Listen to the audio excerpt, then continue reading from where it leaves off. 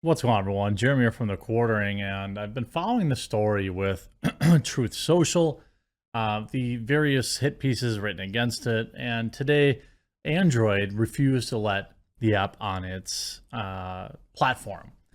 It has been on iPhone for quite some time and has quite a few positive reviews. Maybe 120,000 people have left reviews on iPhone. You can also use Truth Social in a web or in the web version, so it's not completely inaccessible. However, the Android market is a key gate for it to get through. But big tech doing what big tech does, they've blocked it from Google App Store. Now, is there legitimate reasons why they've banned it? I'm sure. I'm sure that they have got some sort of loophole. They said it's because of content moderation issues, but I mean, I would think that Apple has similar standards to Android, and Apple seems to have no problem with it. We've seen this remember when Trump was banned from Twitter and Getter? Was it Getter? No, Parler. Jeez. Parler like exploded in usership. I think I had 100,000 plus followers there or something like that. It was insane. And suddenly, Google and Apple had a problem with Parler's terms of service and just deleted the app. Just killed the whole program. There's nothing left. Getter, similar hurdles to get over. Truth Social, given who's behind it, you knew it was going to be difficult. Trump's Truth Social app blocked from Google Play Store. Google Play Store is declining to distribute Donald Trump's Truth Social app, saying the network still needs to resolve the fact that it hosts mean comments and other content that goes against Google standards. I think it's pretty hilarious that, Facebook has hosted horrible things, and all these other platforms have hosted terrible things, but suddenly it's super important for this app.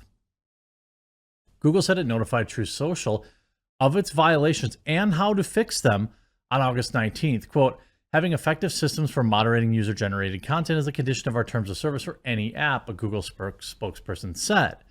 I would love to see exactly what they were sent, and then compare it to posts I see every day on Twitter.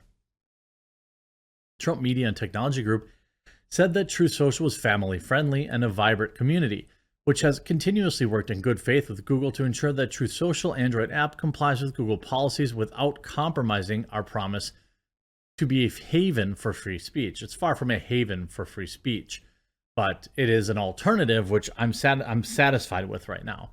As long as there would be so many of these apps, they're stupid. They come out and they say, we're the free speech app. And then there's the 10,000 people in the entire world that say, well, I can't do this one thing, so it's absolutely not free speech. Why set yourself up like that? If you're using other people's infrastructure, there is no such thing as totally free speech. Even Gab has rules. Truth Social is former President Trump's social network of choice. Trump was banned from Twitter and suspended from Facebook and Instagram after way back in January. While the app is careful to remove some potentially offensive content, such as spicy images, it has hosted mean words, such as calls for civil war to defend Trump's honor. Well, again, you can't really control exactly what people post in the moment that they post it. This is the problem with saying, oh, we're totally free speech, because you can't. I'm not saying that's not what I want. I'm just saying, why advertise it? Because you can't do it. If you want to be available on Google App Store or Apple iTunes Store, which is a monopoly, both of these, and it's one we willingly went to, the same monopoly that we all need to buy the new Android phone every year, the new iPhone every year, you're giving up your freedoms if you use these devices. More people need to look into I've had some friends that just went to Wi-Fi calling only and bought these weird phones from overseas, and they have everything they need, and they just use Wi-Fi calling. It's not like that big of a deal. Now, where I live now, I guess it would be a bigger deal, but you know what I mean. They just stop, they pull over, they make their calls, and they move on, just like the entire world existed from the beginning of the telephone until cell phones existed. CNN writes, Although Truth Social has been listed as available for pre-order on the App Store since August 3rd, the app still has not been officially released. In the media interview posted to YouTube Friday, Devin Nunes, the CEO of Truth Social's parent of the Trump Technology Media Group, said that Truth Social had great success working with Apple and Google and were just waiting. He added that the decision to list Truth Social is up to the Google Play Store and that we're waiting on them to approve us. But Google told CNN that that was a distortion and that it had clearly communicated how Truth Social still had not met requirements and that would permit the app to be downloaded. Here's why they don't want why they don't want the app to be on the App Store. I would argue that Donald Trump's base is larger on Android phones. I don't know why I think that. It could be totally wrong. I just feel like that's the case. If you look at the number of followers of Donald Trump on this particular app, I think it is an accurate representation of probably how many users there are on the app. Roughly, right? There aren't a lot of people rushing to Truth Social to not see what Donald Trump is saying. He has 3.95 million followers. That's not huge. I would predict if this was on the Android app tomorrow, he would have 10 million. Maybe more. Maybe 15, 20 million. And it would immediately become, a far more vibrant community. I'm here, and I have 2.96 thousand followers, 3,000 followers. And like, people do use the app. I posted this 7 minutes ago and it has 8 likes and 4 comments.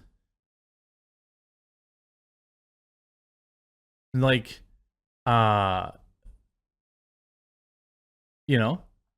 it's weird when you use an app that doesn't suppress you.